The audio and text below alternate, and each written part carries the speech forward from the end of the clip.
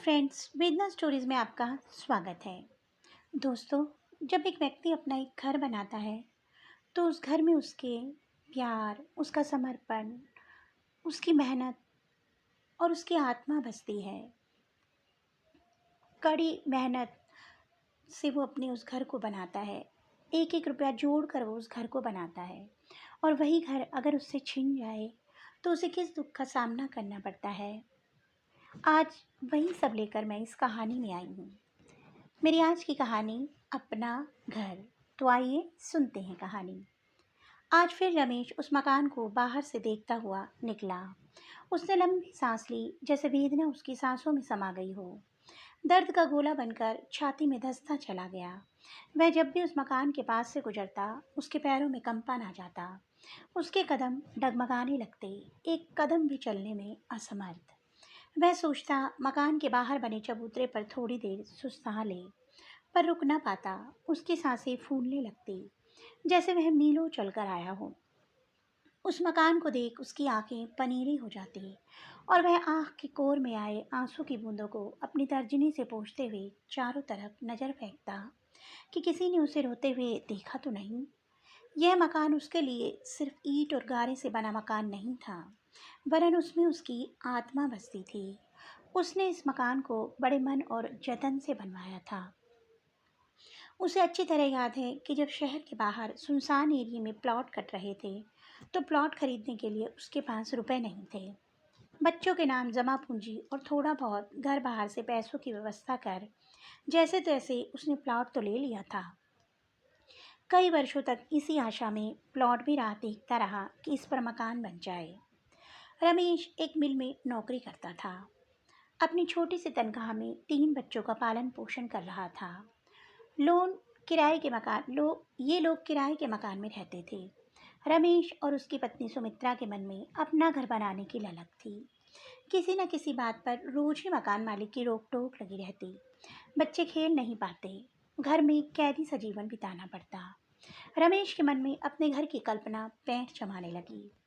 रमेश को एरियर का कुछ रुपया मिला और बाकी का रुपया बैंक से लोन लेकर उसने मकान बनवाना शुरू कर दिया। नगर पालिका से मंजूरी व नियमों अनुसार व्यवस्था करते करते वह परेशान हो गया। गांव में खानदानी मकान था जो अब खंडर था। रमेश गांव गया, उसे याद आया कि कुछ ऐसी चीजें हो सकती हैं जो नए मकान में काम आए।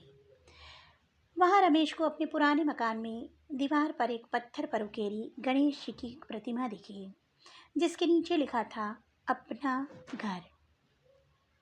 पत्थर की बनी बारीक जाली भी रमेश को लायक लगी। वह ले आया और रख ली। सबसे जरूरी चीज जो उसने ली वह थी अपने मकान की एक मुट्ठी मिट्टी, जिसे उठाते वह पुलकित हो गया। मकान में पहले एक कमरा, किचन और लैट्रिन बाथरूम बनवाया। दरवाजे पर अपने मकान में मिले गणेश जी और पत्थर की जाली उस मकान में लगाई और मिट्टी तो पूरे घर में बिखेर दी। तो उसे लगा कि वह वापस बचपन के गांव और घर में पहुंच गया है। जब उसने प्रवेश किया तब उसे लगा कि उसे जन्नत मिल गई। हर गृहस्थ का सपना होता है कि उसका अपना घर हो। मध्य वर्ग भले ही महल खड़ा ना कर पाए, पर छोटे से घर में भी वह महल के राजा की भांति शासन करता है। धनाढ्य वर्ग के पास तो कई कई मकान होते हैं, ईंट गारे और सीमेंट से बने मकान। वे लोग घर तो सिर्फ एक को ही कह पाते हैं, क्योंकि रहेंगे तो सिर्फ एक ही घर में। अन्य मकानों में तो किराएदार रखते हैं। उसे अंग्रेजी की पंक्तियां याद आईं। सच पूछो तो अपने बनाए हुए या खरीदे हुए घर में जो रहता है वो खुश नसीब होता है। किराए से रहने वाले मकानों में किराएदार ही किस्मत वाला होता है। किसी ने कहा भी है कि मूर्ख मकान बनवाते हैं और समझदार उनमें किराए से रहते हैं। वो सुनसान जगह जहाँ रमेश ने घर बनवाया था, न जाने कब चहल पहल में तब्दील हो गया। खुद का मकान बनवाने की चाहत लिए कई लोगों ने वहाँ मकान बनवा लिए। उसने छोटी सी जगह में बगीचा भी तैयार कर लिया था। सब कुछ अच्छा चल रहा था, पर किस्मत को कुछ और ही मंजूर था। मिल घाटे में जाने से कर्मचारियों की छटनी शुरू हो गई।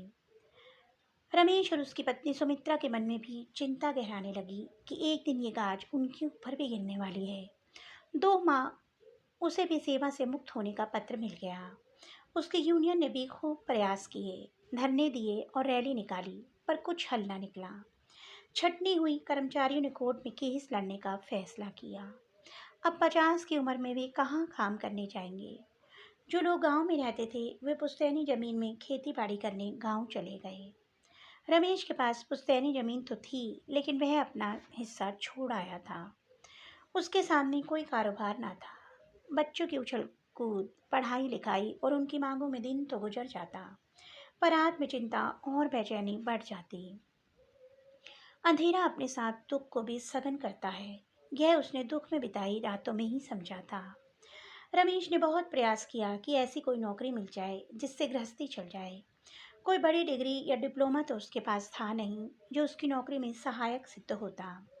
काम करने का जो अनुभव उसे था वो किसी मिल में ही काम आ सकता था। अब कोर्ट कचहरी के चक्कर भी शुरू हो गए। रुपयों की आवश्यकता पड़ने लगी। घर का खर्च चलाने के लिए दुकानों की भी उधारी हो गई।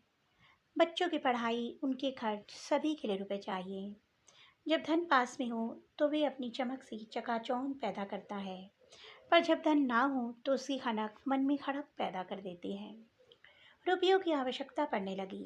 अभी तक घर का खर्च चलाने के लिए दुकानों की भी उधारी हो गई थी। बच्चों की पढ़ाई, उनके खर्च, सभी के लिए रुपए चाहिए थे। जब धन पास हो तो वे अपनी चमक से चकाचौंध पैदा करता है, पर जब धन ना हो तो उसकी खनक मन में खड़क पैदा कर देती है। रमेश ने कहा, अब मुझे कोई राह नहीं सूझ रही है, बच्चों की फीस भी जमा करनी है। सुमित्रा समझाते हुए बोली, धीरज रखो, सब ठीक हो जाएगा। रमेश ने गहरी सांस लेकर कहा, अब तो लगता है अपना घर बेचना पड़ेगा। नहीं, बड़ी मुश्किल से तो सर पर छत नसीब हुई है। ऐसा मत करना, सुमित्रा ने जिरह की। रमेश दुखी होकर बोला, घर में मेरी भी जान बसती है। कैसे कैसे रुपयों की व्यवस्था करके ये दीवारें खड़ी की हैं। इसमें हमारा पसीना नहीं, खून लगा है।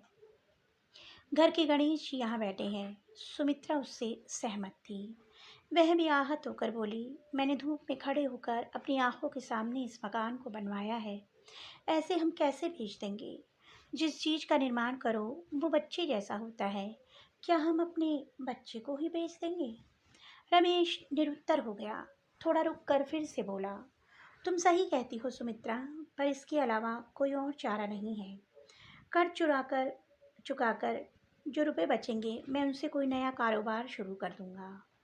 मन महसूस कर सुमित्रा बोली, तुम ठीक रहो, हमें और क्या चाहिए। तुम सलामत रहोगे तो ऐसे मकान और खड़े हो जाएंगे। रमेश ने अपने पुराने मित्र सुबोध को अपना घर बेच दिया। घर छोड़ते समय वे दीवारों से लिपटकर बहुत रोया। रमेश उसी कॉलोनी में किराए से रहने लगा। जब भी उधर से निकलता अपने घर को देखकर उसके मुंह से आह निकल जाती। सुबोध उसे घर बुलाता, पर घर बेचने के बाद वह उसके अंदर नहीं गया। घर में ताला लगा रहता। दीपावली का दिन आया। रात में रमेश अपने घर को देखता हुआ निकला। मकान पर रंगीन बल्बों की झालर टंगी है। वह 3-4 बार उधर से निकला, पर उसे दरवाजे पर बैठे गणेश जी के सामने दीपक जलता नहीं दिखा।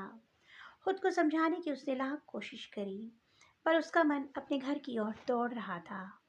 आखिरकार उसने किराए के इस घर से एक जलता हुआ दीपक उठाया और अपना घर के दरवाजे पर रखाया। सुबोध ने जब जलता दीपक दरवाजे पर देखा तो वह हैरत में पड़ गया, लेकिन कुछ ना समझ पाया। दीपावली के 5 दिनों के त्योहार में हर रात रमेश सुबोध के घर के दरवाजे पर एक जलता दीपक रखने लगा। सुबोध समझ गया कि अपना घर के दरवाजे पर रमेश ही जलता दीपक रख जाता है।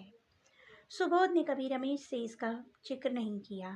वो चाहता तो खुद दीपक रख सकता था, पर वह जानता था कि रमेश की आत्मा अपना घर में बसती है और ऐसा करने का हक उससे नहीं छीनना चाहिए। उसने खुद को यह तर्क दिया कि एक तरह से वह उसके भला ही चाहता है। उसके दीपक जलाने वह उसकी समृद्धि की ही प्रार्थना कर रहा है। साल भर बाद सुबोध का ट्रांसफ़र दूसरे शहर में हो गया। सुबोध को घर में किराएदार रख के दूसरी जगह जाना था। वह असमंजस में था कि घर सूना रहेगा तो इसमें दिया सुबह शाम की आरती कौन करेगा। खाली घर में तो भूत बसते हैं। घर किसी को किराए पर दे देते हैं तो क्या पता किराएदार इसकी हिफाजत किस तरह से करे, या क्या पता वो घर पर कब्जा ही जमा ले। किसी जान पहचान वाले को ही घर किराए पर देना होगा। अचानक उसके मन में रमेश का नाम कौन गया। उसे पता था कि रमेश से बेहतर इस घर की देखभाल कोई नहीं कर सकता। अगली सुबह सुबोध रमेश के घर पहुंच गया। सुबोध ने आग्रह किया कि रमेश अपने घर में रहने लगे और जो किराया वहां देता है वह देता रहे। अपने घर में रहने की बात सुनकर रमेश का दिल बल्लियां उछलने लगा। मैं सोचने लगा, मालिक बनकर ना सही, किराएदार बनकर ही सही, कम से कम अपने घर में रह तो लेगा। वह घर में रहने की कल्पना से ही खुशी से भर उठा। पुरखों के मकान की चीजें अब उसके साथ होंगी।